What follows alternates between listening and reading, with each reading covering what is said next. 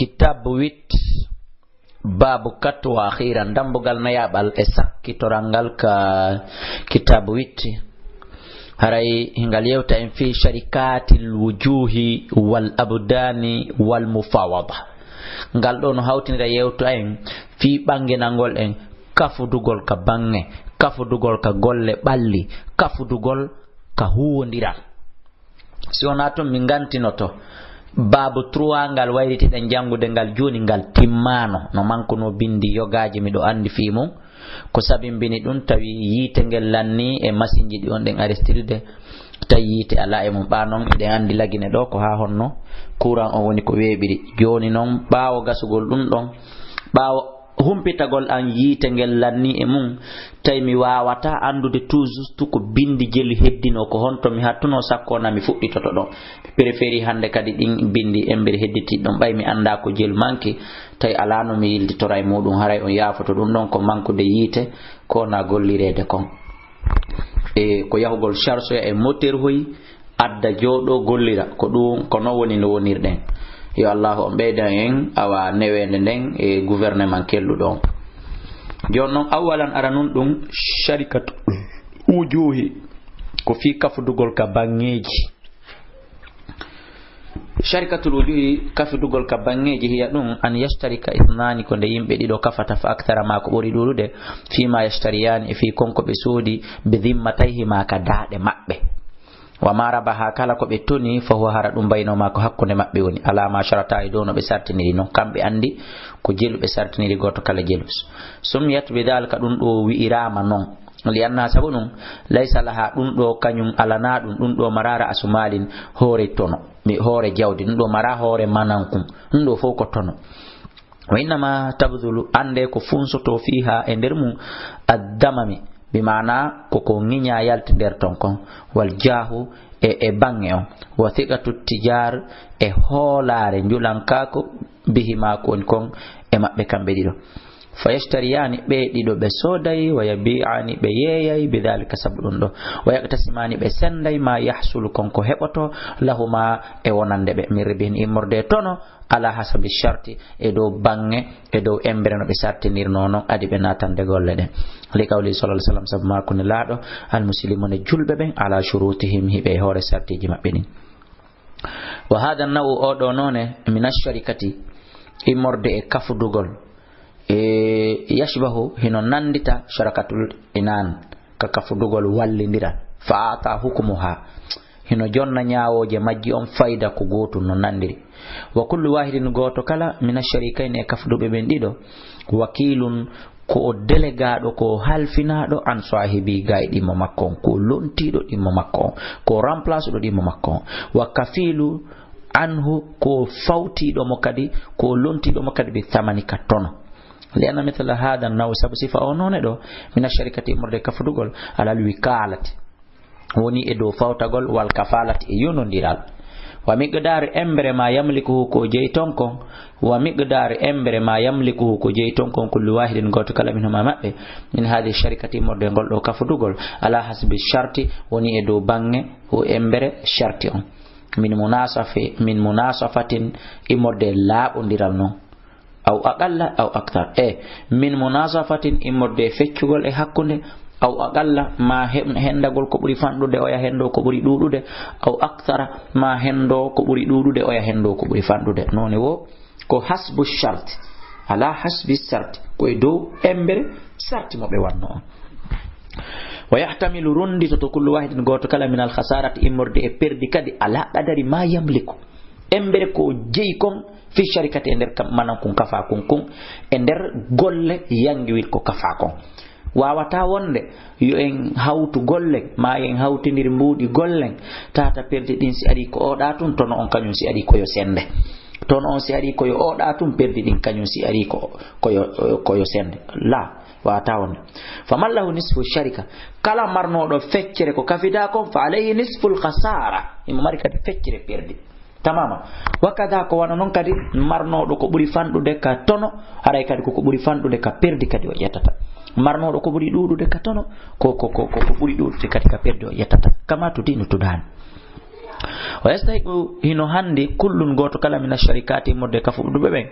min arbihi morde tono ala hasbi charte e dow embere charte o min nisfin immorde feccere aw rubu in ma nayaɓal aw sulusin ma ɗum tatabal li an ahadahuma sabu goto kala e maɓɓe sabu goɗɗo e maɓɓe kadi yakunu gomɗi himo laato aw saga himo ɓuuri hoolede wa argaba himo ɓuuri lerɗude inda tijara e sanga njulankako ngon wa absara himo ɓuura yi'ude kanko bi tariqi tijarati laawi njulankako ne hara mo ɓuuri andude oya coɓɓi ɗin min ash-shakhsi al-akhari e di oya neɗɗo wali anna e wonde kadi amalu kullun minhuma golle goto kala e maɓɓe kadi yahtalifu gomɗi hino lutodira an amalil akhari golle oya ɗen nona oya golle makko ko voyagegol golle oya ko yeeyugol ma golle oya ko yaltugol ƴanta ñamale ma ɗum golle oya ko yidangol ɓe gouvernement on oya yidana ɓe e jomiraɓe isiji ɓe fatatalla ƴellitoto ala ziyadati nasibihi e dow ɓeydagol geɓal makko ngal fi muqabili dhalika e nder avenir ɗum ɗon gon kala e maɓɓe harayno keppi kaw halfinira ɗon ko arata ɗum ɗon kon fiyo ɓeydu moƴƴude avenir mum on ka haala français fa yarji o rutto ila sharti faade sarti al jari dogowo mbaynama hakkunde maɓɓe fi dhalika e nder ɗum wali kulli wahidin waɗan goto kala min ashuraka e kafuɗuɓe ɓen fi sharikati l wujuhi e kafudugol ka bangeji min assalahiyati immorde hisanɗe yankoji mithlu embere mali lishurakayi embere ko wodani kon kafi daɓɓen fi sharikatil inan ka kafudugol balla saniyan ɗimon ɗum sharkatul abidani ko kafugol ka ɓalli sharkatul abidani kafudugol ka ɓalli hiya ɗum an yastarika ithnani ko nde yimɓe ɗiɗo kafata fa aktara ma ko ɓuuri ɗuɗude fima yaktasibani e nder konko ɓe faggitori bi abdanihima ɓalli maɓɓe ɗin sumiyat bidalika ɗum ɗo wirama noon li anna shuraka sabu no kafuduɓe ɓen badalu ko ɓe itlisi abdanahum ko ɓalli maɓɓe ɗin fil amali ka golle li tahsilil makasibi fi heɓagol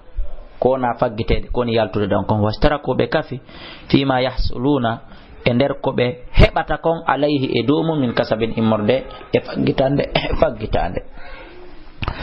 wa dalil noon jawasu dagagol hada nawi oɗo noone kadi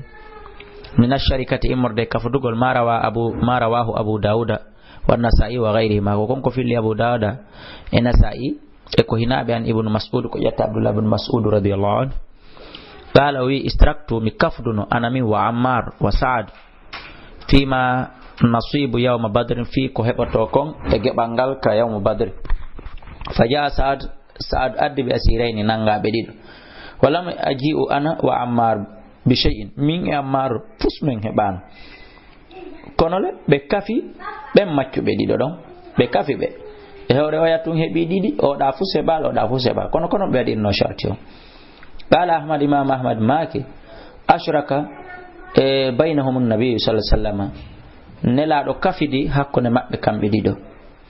e hakkunde maɓɓe kamɓe tato fadalla hadal hadis oɗo hadis no tindini ala sihati sharika e dow sellugol kafugol ngol fi makasibil abdan ka kafudugol ka faggitande ɓalli ɗin wa idha tamma sitimmi al ittifaqu fottanegol ngol baynahum hakkunde maɓɓe ala dhalika e dow ɗum fima taqabbalahu e fi konko wawata jaɓude ɗum ahadahum goɗɗo e maɓɓe min amalin immorde golle lazima haray waɗɗike baqiyatu shuraka'i kafidiɓe hedditiɓe ɓen fi'luhu huwugol mum fa yutalibu ɗaɓɓiray kullu wahidin goto kala bima taqabbalahu konko jaɓa ɗum sharikahu kafidiɗɗo makko on min amalin immorde golle li anna hada sabu ɗum ɗo huwa muqtadaha ko ɗum ɗo woni ñawore mum nden bimana ko ɗum ɗon tindini yo waɗu wata sihhu sellay sharikatul abdani hino selli kafudugol ka ɓalli walaw ikhtalafat haysi lutodiri sana'i al mustarikain golle kafuɓe ɓen ɗiɗo hay so tawi masalan oɗa ko remowo ka fulawa oɗa ko njulajo ka saare ga ɓe halda kala ko commerçant on heeɓi e kala ko remowo on heeɓi ɓe hawtidira ellala ka khiyatin wano teelajo ma hidadin wondude e bayillojo wa hakada wali kulli wahidin wodani goto kala e min ashuraka immorde kafidiɓe nin an yutalaba nde o ɗaɓɓata bi ajratil amali joddi golle tawi hen jon yalta ɗaɓɓa client baylojo yalta dabba kiliyam alladhi dum taqabbalahu ko jabi dum huwa kanko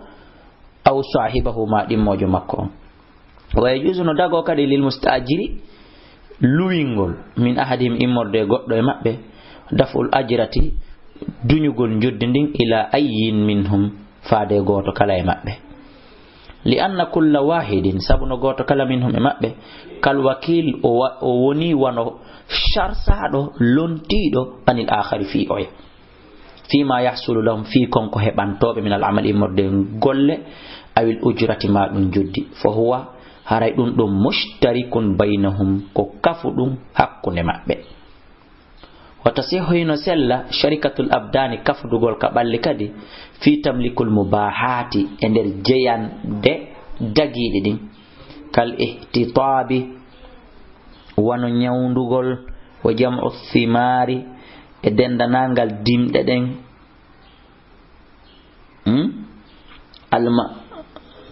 kal ihtitabi wano zardenji wa jam'u thimari e dendanangal dimde al ma'khudatu jettetede den minal jibali immorde ka pelle ko ittoyte ka burure wastikhrajul ma'adin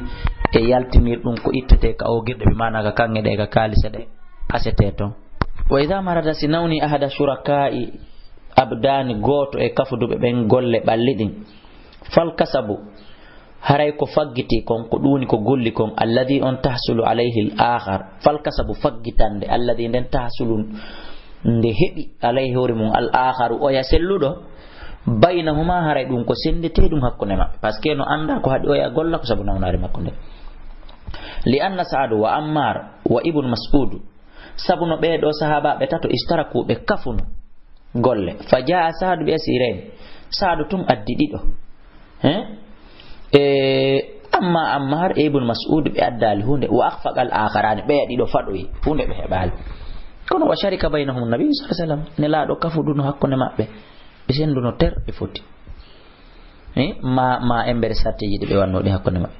wa in talaba sahih si tayoni sellu don dabbiri al maridi nawno don ben yo qima nde o immoto o daro magamahu e remplace makko man ya'malu ummono golla lazimahu dhalika wa idha talaba sahih si sellu don dabbiri al maridi nawno don ben yo qima nde o daroto magamahu e darnde makko nde o darnata afwan nde o luntinta e darnde makko ne man ya'malu ummono gollana mo golle de o gollude don lazimahu dhalika haray dum no waddi mo kanko nawno don yo dabbu ko remplace mo so o wawi so hebi fere lenno ma sabu kambe dido dakhala be nati ala an ya'mala e do nde be gollata fa idha ta'addara singantini kenon ala ahadahuma e do goddo mabbe al amala golle den bi nafsihi horimu bi mana stawini goddo mabbe nganto iwri e horimu kanyitigi lazima o harayno waddi mo an yuqima maqamahu nde lontinta remplace makko man ya'mal ummono golla badalan anhu lonto makko li tawfiyatil aqdi fi hunnugol ahadin fi timminangol ahadini haqqahu haqqe mayri on fa in imtana al ajiz urrun ko do argol golla si o salike non anil amali e gaay gollugol gol min iqamati immorde e darnugol fa in imtana si salike al ajiz ronko don anil amali gaay golle den mo gaynata golle den mo wawali hebudo ganto gollugol on so salike min iqamati immorde e lontingol man ya'malu umman golla badalahu lonto makko ba'da mutalabatihi bawo dimmo makko on dabbirimo bidalika dum haray don ko honno fali shariki no wadani mo kafidi on an yafsaha nde o bonnata nde o anilata ila don agada sharika ahadi gollo dangal kafi dangal hakkunde mabbe parce que aray o da jamfike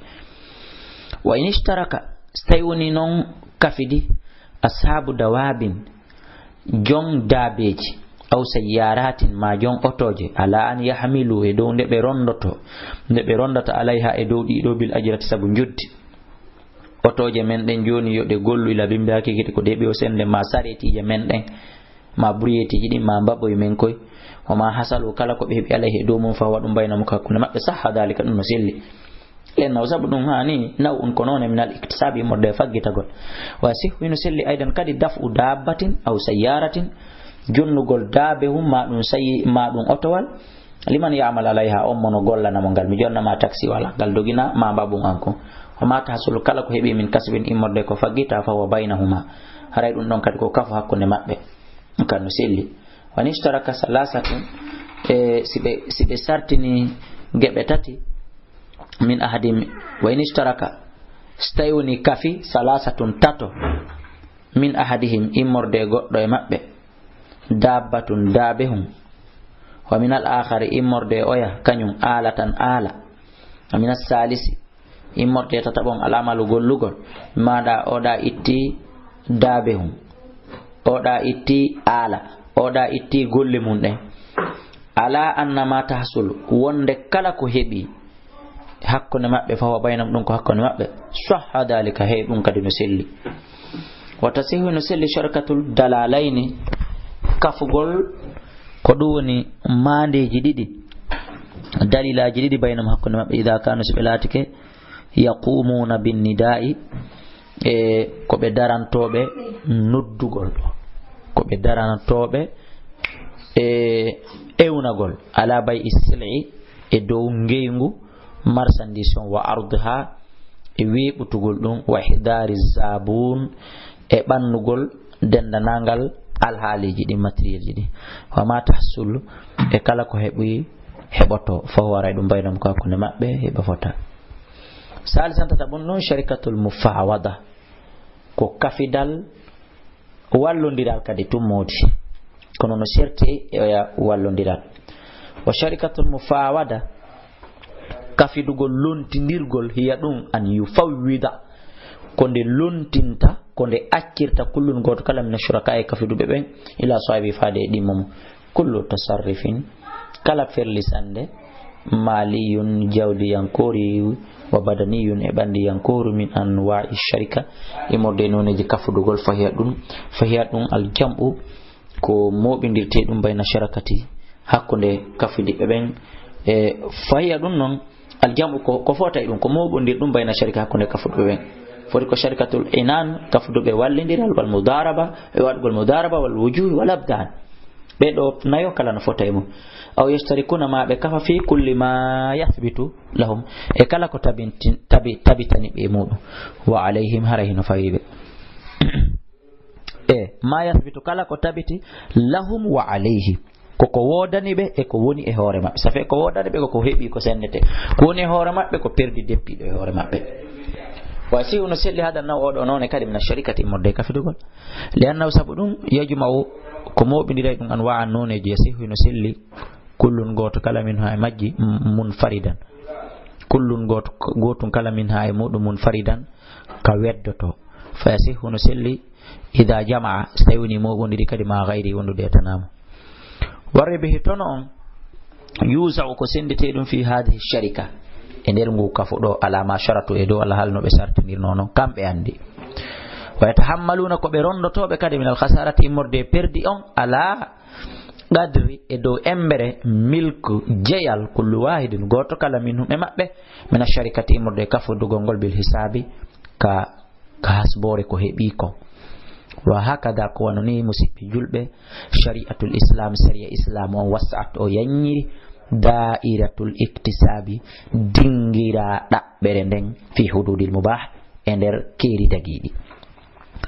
fa abahat islam on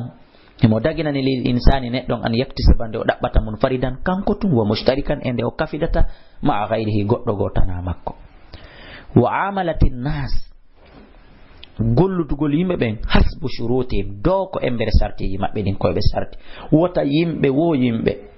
hawtu gollida si wona ko be jodo be wada shartiji taho malam takun madama wona le shurutan sartiji jairatun o nyidi muharramatan harmudi tank sartiji din na o nyidi na harmudi haray ko hori din sartiji di be waduno adi be natande gollenen haray ko hori din don islamu rewni be mimma bihi imurde koni mudum ya'lamu mimma bihi imurde koni mu ya'lamu hino anda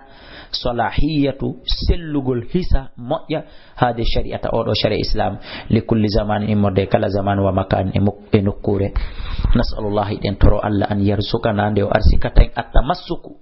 jogitogol biha o do sunna ne laado wasira e yahugol ala nahjiha e do lawol mongol innahu sabu kanko Allah sami'un ko nanowo mujibun ko nototodo ko jaabino musibe julbe haray ko do woni ko dambugal gal gasi e kadi tode na ko do woni ko kitabu witti deftere jeetata be nde woni ko gasi mo yi kotto kattari ko ni mun kon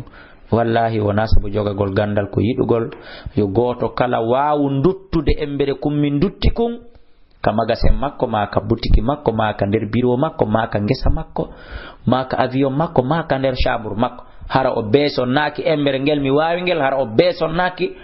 dabbugol karama ko fi ngel don o beso naki e dabbugol mo o finance fiyo jannu mo ngel don bi mana mi faala ngel mi waawi ngel yo ngel yawngel tawa goto kala ka o woni o hendo ngel ko alda e wadugol fere yo Allah yi'u mi kurkanike dina kan embere ko mi waawi kon anni buri ko mi waawi kon ko do woni hadafo ni yaw hara numéro téléphone jino wodi wiiden 631 60 53 09 657 même numéro 628 même numéro ka email kadi Facebook